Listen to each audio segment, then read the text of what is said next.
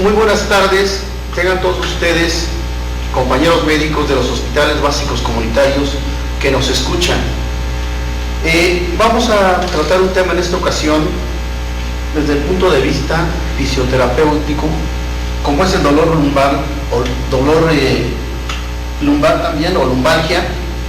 Este dolor lumbar en específico es una de las dolencias más frecuentes entre la población.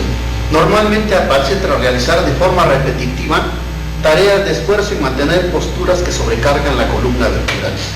Además del estrés emocional, la ansiedad y la depresión, que son los factores del riesgo del dolor lumbar. Precisamente hemos invitado a la licenciada fisioterapeuta María de la Luz Cardoso Monreal. Ella es egresada de la Universidad de La Salle y actualmente se encuentra en el Centro de Salud de la Colonia Volcanes. Ella tratará el dolor lumbar o lumbalgia desde el punto de vista fisioterapéutico.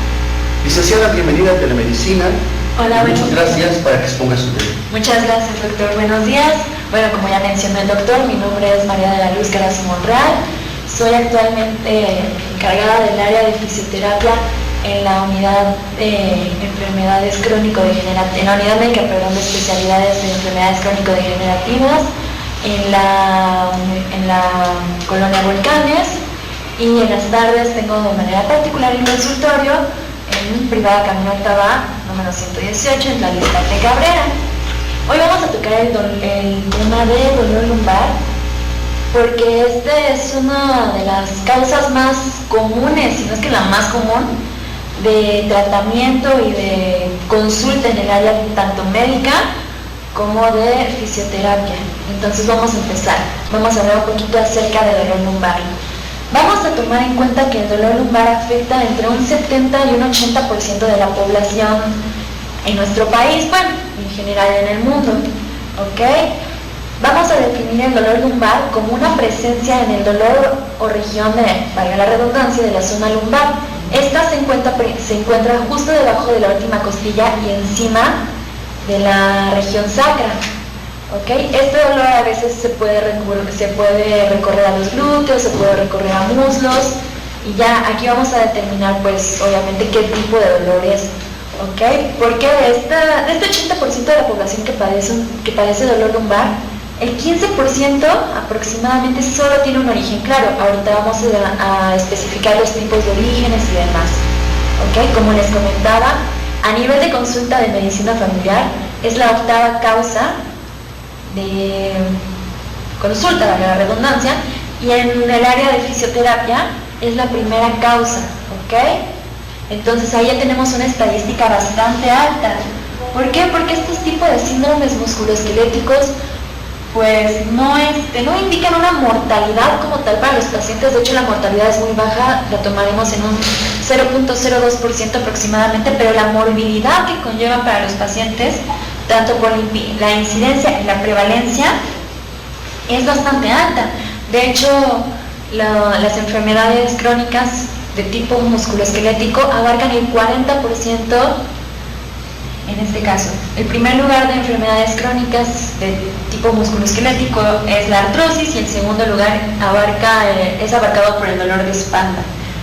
¿Ok? Entonces vamos a hablar un poquito de ¿qué nos da el dolor de espalda? Aquí vamos a tomar en cuenta que el dolor de espalda se tiene que ver desde un punto de vista biopsicosocial. Es raro encontrar pacientes con dolor de espalda de tipo, como les mencioné, con un diagnóstico patoanatómico. Como podemos ver en la imagen, la columna lumbar está llena de segmentos anatómicos y de estructuras diferentes. No solo son músculos, también son vértebras, hay fascia, hay nervios, hay ligamentos, etcétera, etcétera, ¿ok? El dolor aquí cuando no se especifica un tipo de dolor lumbar, por ejemplo, no encontramos una causa específica, tendemos a cronificar como pacientes este dolor. ¿Qué significa esto? Que si el dolor a lo mejor me aparece, no sé, supongamos que hoy voy al médico, recibo mi tratamiento, pero a lo mejor me siento bien, y lo dejo pasar, no acabo el tratamiento, no busco la ayuda adecuada, y se va a volver un dolor recurrente, ¿ok? Ahorita vamos a hablar un poquito más al respecto. Aquí Parte fundamental del tratamiento tanto médico como fisioterapéutico busca disminuir el costo que genera la salud en general, la salud, aumentar la eficacia de los tratamientos, evitar que este dolor se cronifique y disminuir los costos económicos, ¿ok? ¿Cómo vamos a manejar el dolor lumbar nosotros? Específicamente en el agudo. Vamos a buscar un diagnóstico basado en un proceso de triaje, ¿ok? Buscar banderas rojas, determinar por dónde va a ir nuestro dolor. Como les mencioné, buscar una perspectiva biopsicosocial. Aquí vamos a tener también en cuenta cómo viene el paciente y qué probabilidades tiene, por así decirlo, de cronificar este dolor.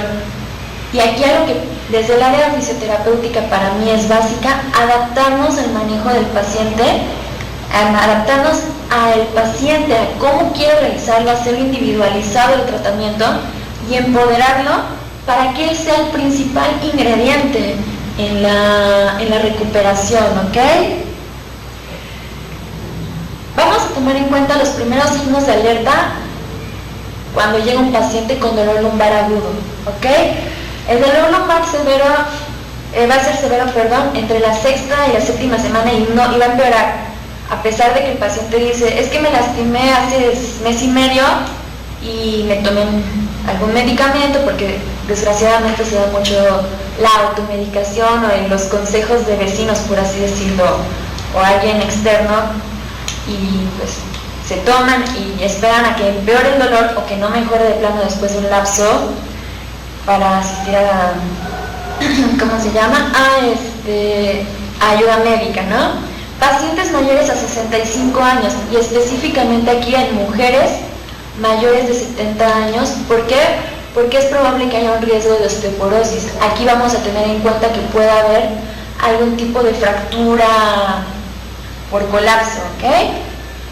Anestesia o parestesia en silla de montar. Esta se da mucho en síndromes como el síndrome de la caudequina, donde hay una compresión en el nivel final de la médula espinal, y aquí, además de la anestesia, va en la zona de las ingles, glúteos, genitales, va a presentar el paciente incontinencia fecal o incontinencia urinaria. El déficit neurológico, que puede estar asociado también al síndrome de la caudequina, puede estar asociado a un problema del nervio ciático, a una espondilolistesis, etc. Antecedentes de cáncer. ¿Por qué? Porque sabemos que muchas veces hace metástasis y produce dolor. Aquí dentro de antecedentes de cáncer también el paciente puede mencionar algún, por ejemplo, fiebre de tipo inespecífico, puede mencionar pérdida de peso espontánea, sin algún tratamiento o sin intención, o en general un malestar generalizado, ¿no? Algún traumatismo reciente, por ejemplo, alguna caída de alturas relativamente altas, alguna infección y demás, ¿ok? Vamos a encontrar a los pacientes después de que llega el paciente con dolor lumbar agudo y tomar este proceso de triaje, donde tomamos en cuenta los tipos de lo de las banderas rojas y demás. Ok, vamos a encontrar a lo mejor un paciente con dolor lumbar, con déficit neurológico significativo, que aquí entraría dentro de un 5 a un 10% de los pacientes que van a llegar a la consulta. ¿Qué causas vamos a encontrar en déficit neurológico significativo? Síndrome de caudequina, ciatalgia, que es el dolor que recorre el nervio ciático, que va desde la cara posterior de la zona lumbar, puede bajar por glúteo, cara posterior del muslo, cara posterior de la pierna, y en casos ya muy severos llega hasta la punta del dedo de los pies. Aquí hay que tomar en cuenta que se puede confundir con otro síndrome, del que les voy a hablar un poquito más adelante, que se llama síndrome del piramidal. Aquí es por eso la importancia de hacer una historia clínica, de hacer un informe y un interrogatorio profundo al paciente. ¿Por qué? Porque la ciatalgia puede ser por una radiculopatía, una compresión del nervio, un prolapso del disco, una estenosis de tipo lateral, porque aparte vamos a encontrar la estenosis central, que es muy parecida al síndrome de la caudequina, donde nuestra vértebra va a ir cerrando el canal y va a ir comprimiendo la médula, además de una espondilolistesis sintomática. La espondilolistesis es cuando una vértebra, digamos, se cabalga sobre la que está debajo, entonces ahí puede, obviamente hay afección tanto muscular, ligamentosa y nerviosa, ¿ok? Por otra parte voy a saltarme un poquito del dolor lumbar en específico porque es en el que vamos a ahondar a lo largo de la conferencia. Vamos a hablar un poquito de la patología sistémica o de tipo celiac, que es entre el 1 y el 2% de los casos que se van a encontrar y es donde vamos a buscar, donde van a hacer tratamientos por lo general de urgencias. ¿Por qué? El cáncer, por ejemplo, algún desorden inflamatorio, infecciones y las fracturas, que son en determinado caso las más comunes de este tipo de patologías sistémicas. En el dolor lumbar en específico, que es el 90% aproximadamente de los casos, poquito más, poquito menos, 90-85%, aquí es donde vamos a encontrar los dolores de tipo muscular, de tipo nervioso. Por nervioso me refiero a que va más conectado con estrés, ansiedad, depresión, porque muchas veces el dolor lumbar en específico es una comorbilidad de alguna otra patología, dolor de cabeza, migraña, como les mencioné, ansiedad, depresión, etc. ¿Ok? Vamos a hablar un poquito más al respecto. Vamos a encontrar el dolor lumbar en específico cuando llega el paciente de tipo agudo. Aquí vamos a notar que el paciente va a tomar conductas adaptativas. ¿A qué me refiero a esto? Vamos a ver si el paciente supera el dolor, supera la lesión, digámoslo así, con el tratamiento indicado, ya sea por área médica, por área fisioterapéutica, y avanza. Pasan menos de 3 meses y el paciente ya no presenta dolor y ya no es necesario, ya no tiene tantas recidivas al respecto, ¿ok? Por otro lado, cuando hay una conducta adaptativa de tipo negativa, que ahorita vamos a hablar un poquito de tipo evitativa, por así decirlo, se puede cronificar este dolor. ¿Cuándo se va a cronificar? Cuando el dolor dure más de 3 meses, ¿ok? Y allá vamos a encontrar factores cognitivos, factores emocionales que van a empeorar este dolor. El tipo de dolor lumbar en específico aumenta principalmente en la vida laboral. Estamos hablando entre los 20 y los 55 años, que es la mayoría de los pacientes que vamos a encontrar. Como les comenté, es complicado encontrar dolor lumbar en pacientes mayores sin sospechar algún otro tipo de patología. ¿Okay? Este dolor por lo general es de duración corta, no hay alguna consecuencia mayor, pero cuando se cronifica las recidivas empiezan a ser muy comunes y esto es lo que nos va a empezar a causar algún tipo de discapacidad, ¿ok? Para la cronificación del dolor, hay 2 factores importantes. La persistencia de los factores que van a originar el dolor, llámese estrés, llámese cargar demasiado, llámese poca actividad física, sedentarismo, etcétera, etcétera. Y si a todo esto metemos una conducta, como les dije, evitativa, una conducta adaptativa, como está en la diapositiva anterior, donde evitemos la actividad física, donde tengamos miedo y vivamos con constante miedo sobre nuestro dolor, ahí vamos a empezar con problemas a cronificarlo, ¿ok? A hacernos que el dolor, se vuelva nuestro dueño, no nosotros dueños del dolor, ¿ok? Aquí hay algo que se llama modelo de miedo-evitación en el tipo de dolor lumbar crónico principalmente. Es donde vamos a determinar que hay una discapacidad. ¿Por qué? Porque el paciente ya va a empezar con evitar el trabajo, evitar la actividad física o el ejercicio y reducir su vida social. Desgraciadamente hay muchos casos de personas que te dicen, no, es que yo antes salía a correr, pero ya no puedo salir a correr porque me va a doler la espalda. Es que yo antes trabajaba de albañil, pero como me dijeron que ya no puedo cargar porque me duele la espalda, ya no lo realizo. No, es que yo quiero salir a cenar, pero no puedo estar más de 1 hora sentado, entonces ya mejor no salgo. porque ni modo que me esté pagando una cena. Aquí empieza un índice de discapacidad. ¿Por qué? Porque el paciente está dejando de hacer cosas, porque el dolor se está apoderando de él, ¿ok? El objetivo principal para tanto médicos como fisioterapeutas debe ser reincorporarnos a la actividad de manera normal. Aquí esta imagen es muy bonita porque es un tema bien padre, entramos en un bucle muy famoso que es dolor, como se ve en la parte superior, no movimiento, miedo al movimiento y menor curación. Vamos a desmenuzarlo poco a poquito, ¿ok? Cuando tengo dolor, muchas veces lo primero que pienso es, ok, me duele, si me muevo, ¿qué hago? No me voy a mover. Y puede que se desaparezca el dolor, no se los voy a negar. ¿Cuántos no hemos sentido dolor y reposando tantito se desaparece? El problema es que es cuando ya se vuelve de todos los días. ¿Por qué? Porque ya empezamos con un miedo al movimiento, como mencionaba antes, en evitación del ejercicio. Hay casos, por ejemplo, tengo una paciente que salió a correr un día y se golpeó en la cadera por insistencia de sus familiares, se sacó una radiografía, llevó la radiografía, asistió con el médico, ¿ok? Y el médico al ver la radiografía notó que había un pequeño desgaste en su columna.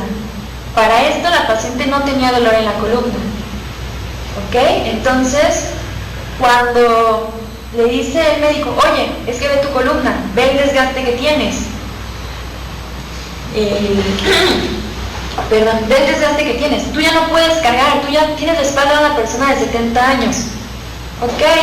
Pues automáticamente, ¿qué siente la paciente? Pavor, ¿no? ¿Por qué? Porque ella estaba haciendo actividades que consideraba normales y no sabía que, entre comillas, estas actividades normales podían llevarle a una supuesta lesión.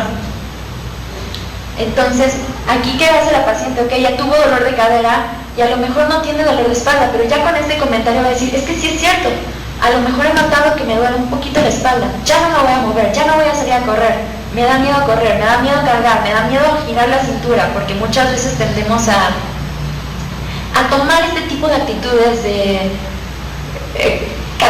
hacer catastróficas algunas situaciones, ¿no? Entonces, como ya tenemos miedo a este movimiento, ¿qué pasa? No vamos a curarnos. Incluso si era solo el dolor de cadera, ahora es dolor de cadera y dolor de cintura. Entonces, al tener menor curación, cuando queramos volver a movernos por alguna situación, porque somos personas sociales, somos seres que vamos a estar en constante actividad, que por más que queramos no nos podemos mantener estáticos de por vida, no nos podemos encerrar y ya no hacer nada. Cuando quiera salir a caminar o cuando tenga que correr por alguna situación, ¿qué va a pasar? Va a presentar dolor. Entonces, como ya se movió y tuvo dolor, va otra vez no movimiento, miedo al movimiento y entramos en un círculo vicioso, ¿ok? Este bucle, ¿cómo se va a romper? Readaptando nuestros tejidos, buscando que haya movimiento, pero no se trata de muévete y que te duela, sino muévete y busca una forma en la que no te duela, pero muévete, ¿ok? No puedes correr porque te duele correr, camina. Y no solo vamos a hablar de este tipo de actividades en el dolor lumbar, también lo tenemos que buscar en prácticamente todos los dolores, sabiendo que ya no hay alguna bandera roja en nuestros pacientes. Aquí hay que tener cuidado también cuando mandemos sacar imágenes de estudio, porque muchas veces entramos en controversia con los pacientes porque hay cambios degenerativos, hay cambios a nivel osteoarticular, a nivel muscular, que son normales, son como las canas. Hay personas a las que las canas les aparecen a los 15 años y hay personas que tienen 80 años y siguen con su mata negra, ¿no? Entonces, aquí hay que tener cuidado con cómo le decimos las cosas a los pacientes, ¿ok? Aquí esta imagen me gusta mucho porque explica de manera padrísima qué es el modelo de miedo-evitación que a veces tendemos a tener con los pacientes, o el modelo a veces el biomédico, que si no encontramos un daño o buscamos a fuerza que exista el daño para que esté el paciente, y si hay un daño hacemos creer automáticamente al paciente que hay dolor, ¿ok? O que va a haber una experiencia dolorosa. Eso es a lo que me refiero en las radiografías, demás. Aquí vamos a encontrar la lesión, dolor lumbar. Vamos a encontrar que hay una experiencia dolorosa. Aquí, como les comenté, hay dos actitudes adaptativas de los pacientes, ya sea por el manejo que tenemos como área blanca, como médicos, como fisioterapeutas, o por la experiencia propia del paciente. Esto influye, no solo es culpa nuestra o culpa del paciente, es un trabajo de ambos. Aquí hay que buscar que la experiencia dolorosa no genere miedo. ¿Para qué? Para que el paciente pueda confrontar esta experiencia, apegarse a su tratamiento y de ahí recuperarse. ¿Para qué? Para que la lesión quede totalmente en el pasado. ¿Qué pasa cuando esta experiencia dolorosa, a lo mejor el tratamiento, a lo mejor la cultura que tiene el paciente, etcétera, etcétera, no nos lleva a este punto de no miedo, tiende a ser catastrófico al respecto, ¿ok? ¿Por qué? Porque ya va a dejar que el dolor se apodere de él. El miedo va a estar encima constantemente, ¿ok? El miedo al dolor, su único pensamiento va a ser dolor, dolor. Ok, antes salí a correr, pero me lastimé corriendo, no corro porque me va a lastimar. Ok, antes me podía estar bailando, pero ya no porque me duele. Entonces vamos a empezar con comportamientos de evitación. Ok, ya no voy a hacer esto, ya no voy a hacer tal. Y por último vamos a empezar con desuso. Y este desuso nos va a provocar atrofia a nivel muscular, atrofia a nivel ligamentario y demás. También este mismo desuso, por la cuestión, pongamos el ejemplo de mi paciente, que ella corría. Ok, cuando quiso volver a correr, o a lo mejor eso es lo que ya presentó dolor y demás, entonces, ok, ya no puedo volver a correr, pero era su actividad favorita. ¿Qué va a pasar? Se va a deprimir. Y esta misma depresión puede conllevar a una discapacidad, que la discapacidad, como les mencioné, no significa completamente no poder hacer nada. Aquí es que haya alguna, como dice, discapacidad, alguna falta en alguno de nuestros aspectos. Según la Organización Mundial de la Salud abarca a la persona de manera holística, de manera integral, biológica, psicológica, incluso espiritualmente, ¿ok? Y socialmente. ¿Qué tenemos que hacer nosotros como primer contacto con pacientes con dolor lumbar, y más cuando vemos que tienen riesgo a padecer un dolor de tipo crónico? Ok, hay que indagar en el dolor, hay que educar a nuestros pacientes, pero hay que buscar que esta educación sea óptima. Muchas veces a los pacientes no les interesa saber toda la anatomía y la fisiología de la columna. A ellos les interesa saber qué pueden hacer y qué no pueden hacer. Entonces hay que trabajar con estas actitudes y estas creencias, hacerles entender a los pacientes que su espalda es muchísimo más fuerte de lo que creemos, y todo esto cuando ya descartamos nuestras banderas rojas, cuando descartamos alguna patología más grave, cuando tenemos un dolor crónico, que vemos que no hay mayor molestia. ¿Ok? Aquí trabajamos también con el sufrimiento psicológico de los pacientes. Nosotros somos sus principales apoyos en este momento, y hay que tratar de educarlos para el comportamiento que van a tener ante sus enfermedades. ¿Qué pasa cuando este paciente ya tiene un dolor intenso? Ok, hay que tener cuidado con las creencias del dolor hacia el daño. Muchas veces las primeras sesiones no son aplicar 1 millón de técnicas y aplicar 1 millón de tratamientos. Es sentarte, desde el punto de vista fisioterapéutico, claro, sentarte con el paciente y explicarle el porqué de su dolor, explicarle los factores que hay alrededor de este dolor, explicarles que a lo mejor la columna no está dañada, porque una vez me tocó ver a una paciente que me llevó 18 radiografías, todas las tomas eran igual, y lo único que le decían es: me sorprende que no esté en silla de ruedas, me sorprende que no esté en silla de ruedas. Y se le pregunta acerca de la sintomatología y dice: es que pues yo soy muy activa, no me duele, pero no es un dolor que me impida caminar, no es un dolor que me impida pararme por las mañanas. Entonces aquí hay que tener en cuenta, ok, ¿qué tanto tiene que ver daño con dolor con daño, etcétera? ¿Ok? Hay que buscar también si hay alguna fuente de preocupación con el paciente.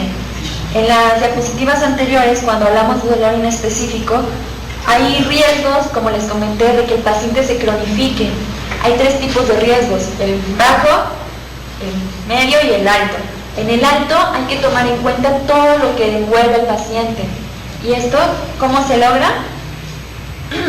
Con un buen interrogatorio, interesándonos por quién es la persona que está enfrente de nosotros.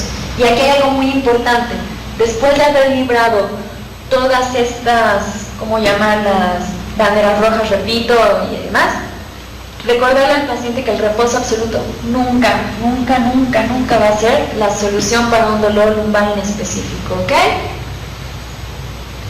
Ahora, ¿qué mensajes podemos dar nosotros desde el enfoque biopsicosocial para los pacientes con este tipo de dolor?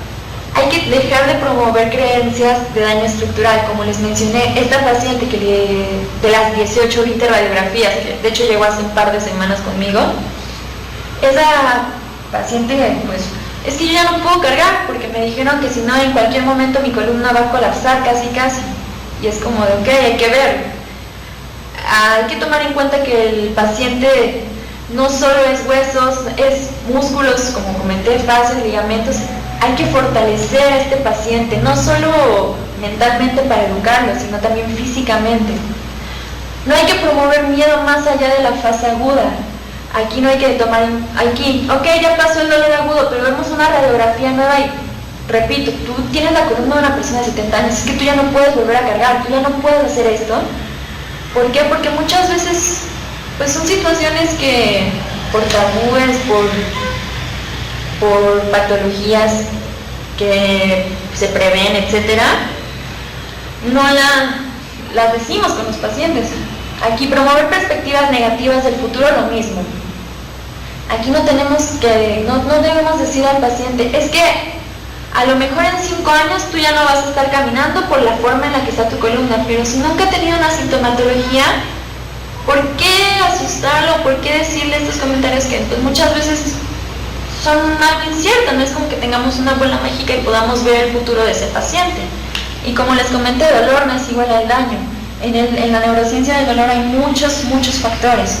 Hay muchas cosas que intervienen. No solo es, como les digo, el enfoque biomédico de esto está dañado, hay que repararlo, ¿ok? ¿Qué mensajes podemos darle nosotras a los pacientes que lo pueden llegar a curar? Aquí hay que buscar un enfoque biopsicosocial, se los repito, y explicarle al paciente que no es que su espalda esté dañada, a lo mejor está sensibilizada. ¿A qué? Una tensión muscular, ya sea una contractura muscular a nivel de cuadrado lumbar, un síndrome del músculo piramidal, a lo mejor el mismo estrés. Tuve una paciente apenitas que chocó de hecho la atendí ayer, chocó el sábado, y llega y más allá de ahora sí que no chocó, la chocaron, más allá de su esguince cervical, me dice, es que me duele mucho la espalda baja. Y al buscar por qué el dolor de la espalda baja, digo, es que tú no tienes nada dañado. ¿Por qué te está doliendo? ¿Por qué? Y me dice, es que choqué el carro de mi novio. Y ahí conocí a los papás de mi novio. Y empieza a platicarte, y cuando te das cuenta, pues venía cargando una ansiedad, una de problemas que cuando lo suelta, cuando se relaja, dice, ok, ya empiezas con el tratamiento. ¿Cómo sigue tu espalda? Es que ya no me duele. Ok, aquí estamos. Si nos ponemos a ver, el dolor de la espalda, de la zona lumbar, probablemente vino por el estrés que conlleva el choque, el carro que chocó y todas las cosas que están alrededor de ella. Como les mencioné, muchas veces el dolor de espalda es una comorbilidad de patologías mayores, ¿ok? Aquí hay que tomar en cuenta también la capacidad de la recuperación del paciente. Tenemos que conocer bien la historia natural de la lesión de la persona que está enfrente de nosotros. Hay que tomar en cuenta que la espalda es una de las estructuras más fuertes del cuerpo. Fomentar las actividades normales y el movimiento. Aquí no tenemos, como les mencioné, el reposo absoluto en este tipo de dolores no es opción. ¿Por qué? Porque si no el paciente tiende a deprimirse, tiende a tener otro tipo de situaciones que en vez de ayudarlo, van a aumentar su dolor, van a darle más factores para, ¿cómo se llama? Para que este dolor lo victimice, por así decirlo. ¿Ok? A ver, abordar, preocupaciones en pruebas de imagen y dolor. Si ya tenemos muchas radiografías y vemos que a lo mejor hay cambios degenerativos, pero que el paciente no expresa, como les mencioné, algún desgaste, por así decirlo, de las articulaciones, pero el dolor se dio después de que se resbaló, ok, pues está desgastada, pero esa no es la causa de nuestro dolor. Si no es la causa del dolor y nunca le había generado sintomatología, no hay por qué enfocarnos tanto en eso.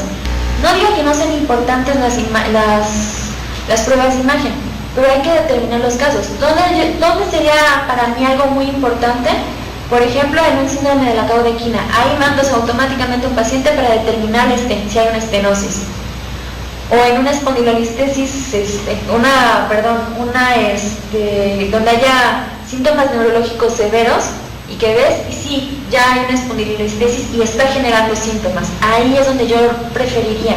No se trata de mandar radiografías, porque muchas veces aparecen cosas normales en las radiografías y los pacientes pues se alarman, ¿ok? Aquí es importantísimo fomentar el autocuidado. Como les comenté, el dolor lumbar va a ser multifactorial.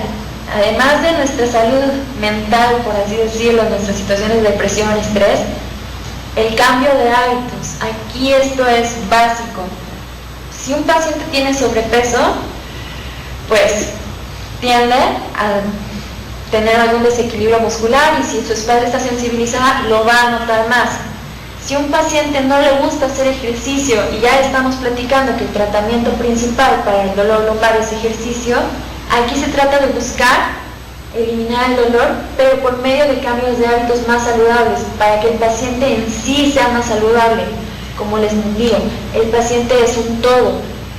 Entonces, si algo está mal, es probable que a la larga se vayan dañando otras cosas.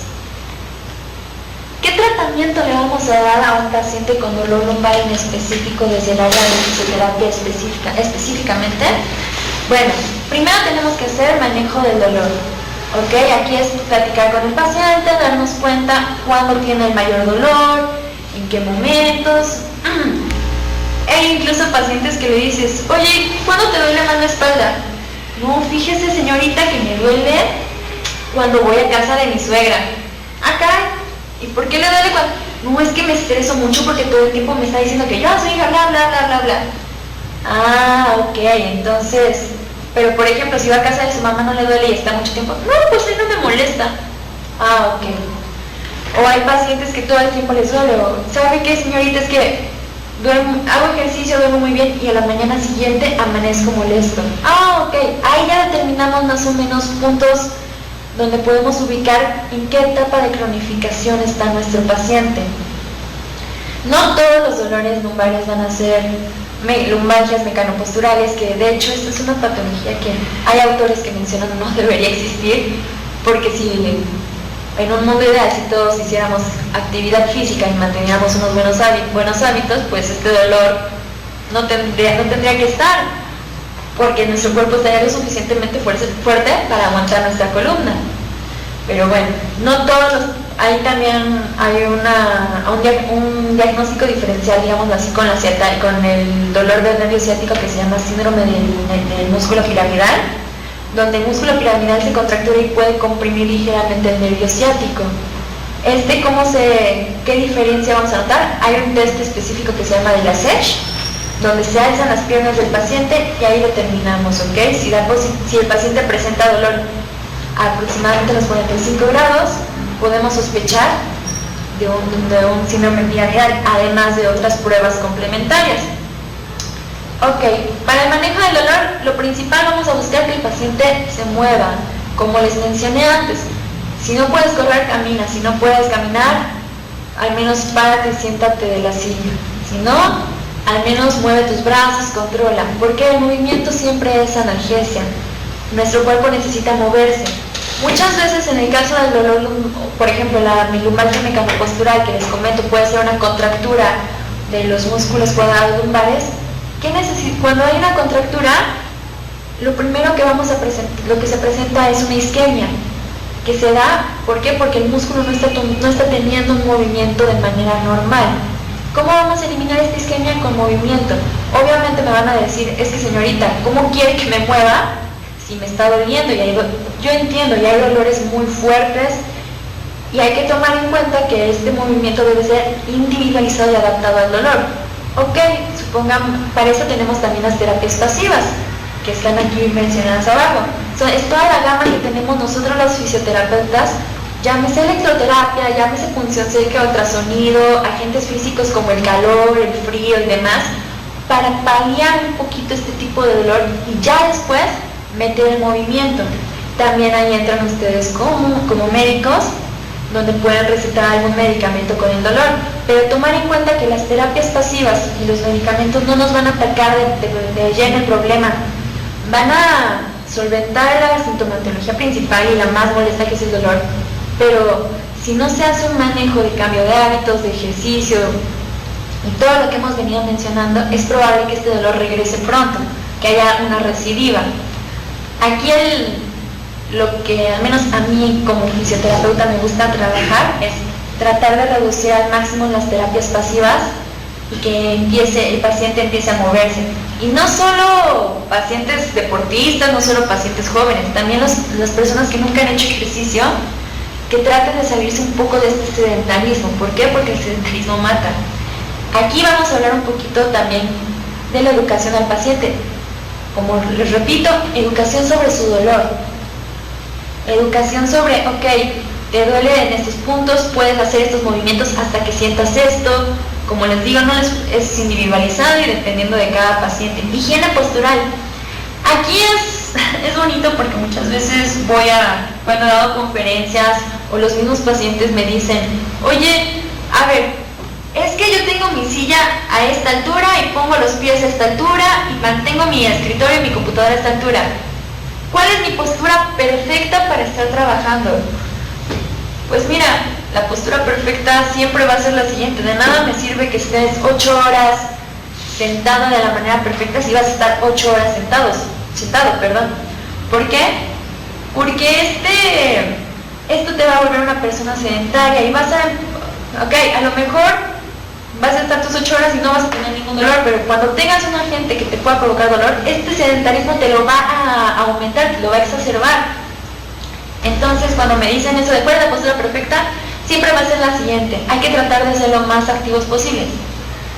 Y aquí es donde vamos a educar también acerca de qué efectos va a tener el ejercicio y la actividad física, no solo en tu dolor, sino en tu vida diaria. Como mencioné respecto a la higiene postural, sí es importante en situaciones, por ejemplo, en trabajos en los que a fuerza tienes que estar sentado, pero siempre hay que tratar de evitar mantener una postura, mucho tiempo.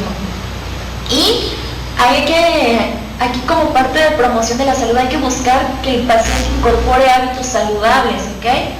Hay que buscar también un tratamiento individualizado y que sea siempre con base en los objetivos del paciente. Si el paciente quiere, digamos así, si el paciente no quiere hacer ejercicio y demás, y quiere paliar su dolor, por más educación que tengamos, a veces el paciente quiere ser esclavo de las terapias pasivas o del medicamento, no podemos hacer más.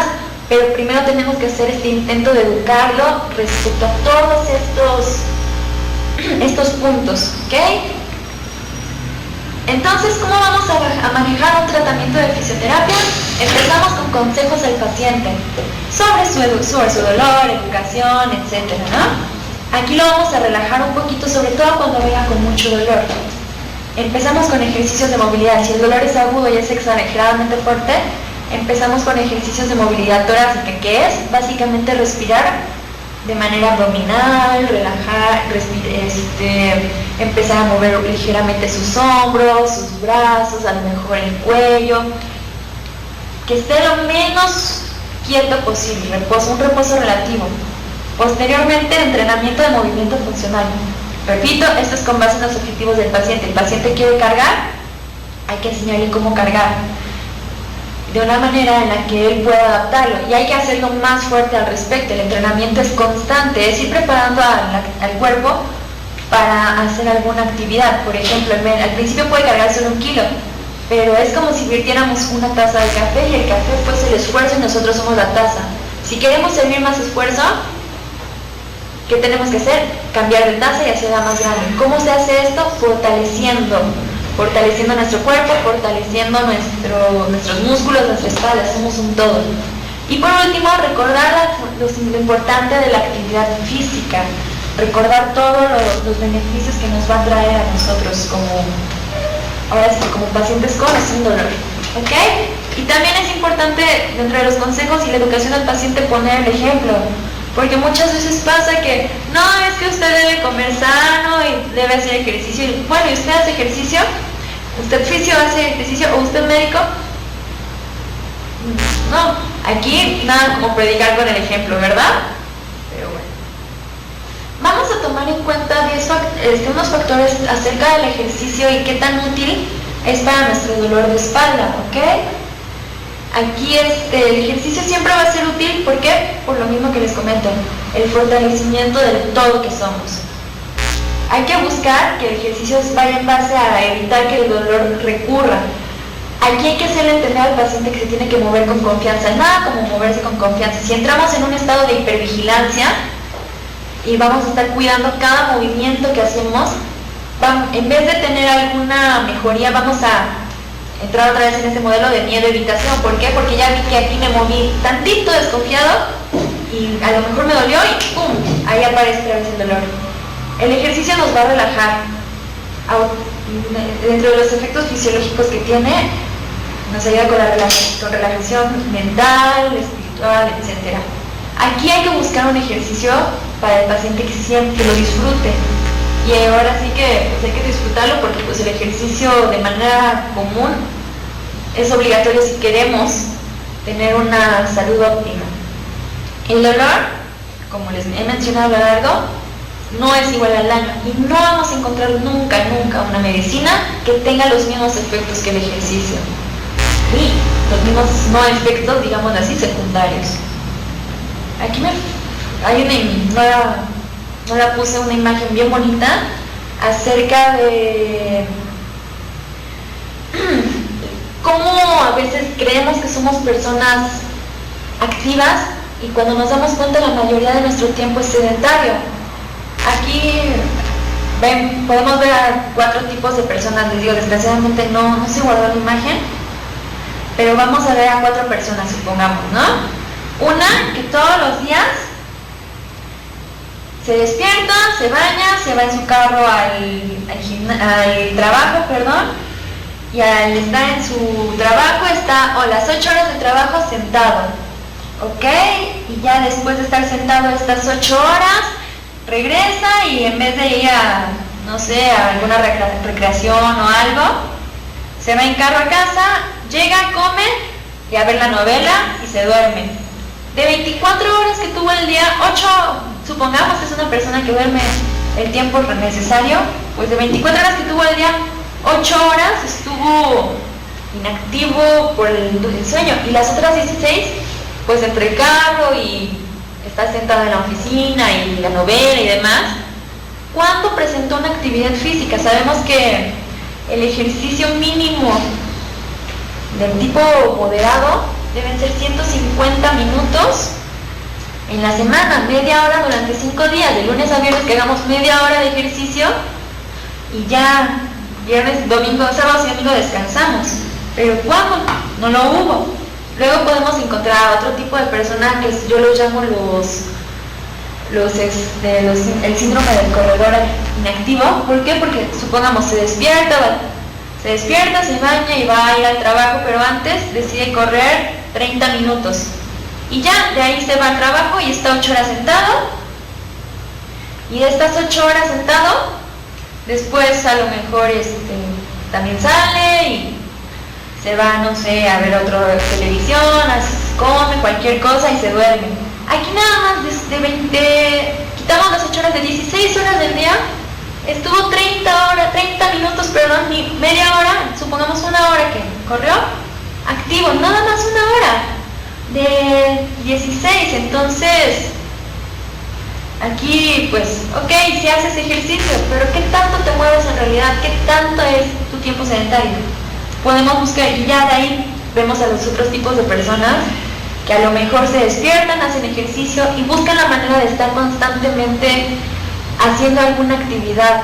No les digo que estén una hora en el gimnasio, una hora en yoga, una hora corriendo, no, porque eso es un ejercicio. Pero busquen estar de cierta manera en una actividad física. ¿Cómo? A lo mejor estacionando su carro un poquito más lejos de lo normal. A lo mejor en vez de subir por el elevador, suben por las escaleras. Detalles de ese tipo, ¿ok? Bueno, ¿qué conclusiones encontramos dentro del dolor lumbar desde el aspecto fisioterapéutico? Bueno, el dolor lumbar es muy común en nuestra sociedad, como les mencioné, un 80% de las personas en etapa laboral va a presentar este tipo de dolor. La causa es multifactorial, no siempre vamos a encontrar un daño específico. A veces hay muchos hallazgos en las pruebas por imagen que son bastante comunes, pero no tenemos que alarmarnos al respecto. Aquí el estilo de vida va a jugar un papel importante. ¿Por qué? Porque no solo se trata de, ok, ya voy a terapia, hago unos cuantos ejercicios, pero si seguimos teniendo una mala alimentación, seguimos fumando, somos obesos, cosas por el así, van a aumentar este tipo de dolor. ¿Ok? Mantenerse activo y ejercer ejercicio son claves en este tipo de patologías. Hay que evitar el reposo absoluto. Los fármacos de preferencia no deben ser la primera opción. Son necesarios a veces. Sí se pueden indicar, pero no hay que sobremedicar y no hay que permitir al paciente que se automedique en este tipo de casos. Y por lo general, la cirugía en dolor crónico debe ser la última opción. ¿Por qué? Porque muchas veces no hay un daño como tal, entonces no hay que operar. A veces incluso las hernias de disco, por la historia natural de la lesión, se reabsorben. Y bueno, pues eso sería todo de mi parte. Si tienen alguna pregunta. Muy bien, pues ha sido un placer tener a la licenciada aquí en Telemedicina, a la licenciada terapista María de la Luz Carazo Monreal, con su tema de hoy sobre las lumbalgias. Obviamente, a lo mejor, probablemente la tengamos en otro Muchísimas gracias. ¿Verdad? Agradecemos a los hospitales que estuvieron con nosotros, Unión Hidalgo, ¿cuál otro, licenciada? Y Nejapa, un saludo y ojalá sigan conectándose en nuestros temas. Vaya por ustedes un saludo y nos veremos la próxima. Muchas gracias. Muchas gracias, doctor, por la invitación. Hasta luego. Hasta luego, buenas tardes.